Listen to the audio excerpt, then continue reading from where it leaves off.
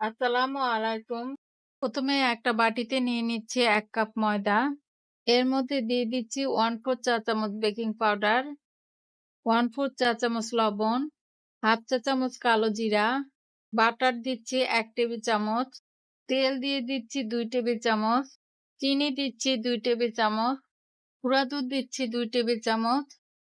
এখন হাত দিয়ে সবগুলো উপকরণ খুব ভালোভাবে মাখিয়ে নিতে হবে। ভালো করে ময়দাটা আমি মেখে নিয়েছি। এভাবে মোট করলে যখন জমাট বেঁধে যাবে, তখন 1/4 কাপ নরমাল টেম্পারেচারে থাকা লিকুইড দুধ দিয়ে একটা ডো বানিয়ে নেব। আমরা পরোটার জন্য যেরকম ডো বানাই তার চেয়ে একটু শক্ত হবে।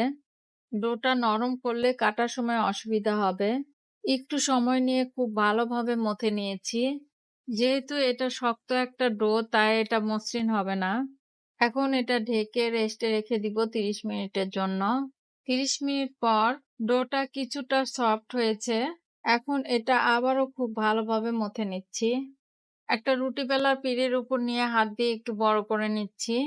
এখন বেলনি দিয়ে বেলে একটা মোটা রুটি বানিয়ে নিচ্ছি। আমি বেলার সময় কোনো শুকনো ময়দা ইউজ করলাম না। আপনাদের বেলতে অসুবিধা হলে সামান্য শুকনো ময়দা ইউজ করতে পারেন।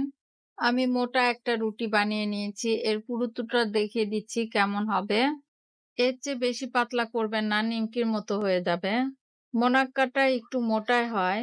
এবার একটা চাকু দিয়ে মোনাক্কাগুলো কেটে নিচ্ছি। খামিরটা যদি একটু শক্ত করে মাখানো হয় তাহলে খুব সুন্দর করে কাটা যায়। একটার সঙ্গে একটা লেগে যায় না। আমি সবগুলো মোনাক্কা কেটে নিয়েছি। এর পুরুত্বটা দেখিয়ে দিচ্ছি আবারও। এবার এগুলো আমি ভেজে নিব। চুলায় একটা হাঁড়িতে তেল গরম করে নিয়েছি।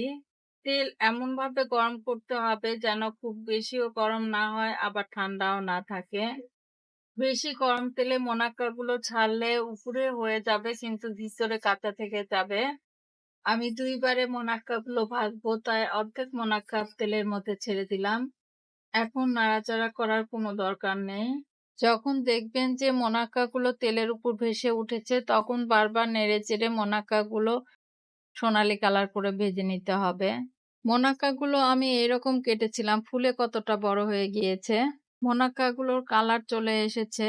তেল ঝরিয়ে একটা কিচেন টাওয়ালের উপরে তুলে নিচ্ছি। বাকি মোনাক্কাগুলো ভেজে তুলে নিচ্ছি। এটা পুরোপুরি ঠান্ডা হওয়ার পর কোনো এয়ারটাইট বক্সে করে আপনারা ১৫ দিনের মতো সংরক্ষণ করতে পারবেন। সবাই ভালো থাকবেন, আমার জন্য দোয়া করবেন। ইনশাআল্লাহ আগামীতে হাজির হব নতুন কোনো রেসিপি নিয়ে।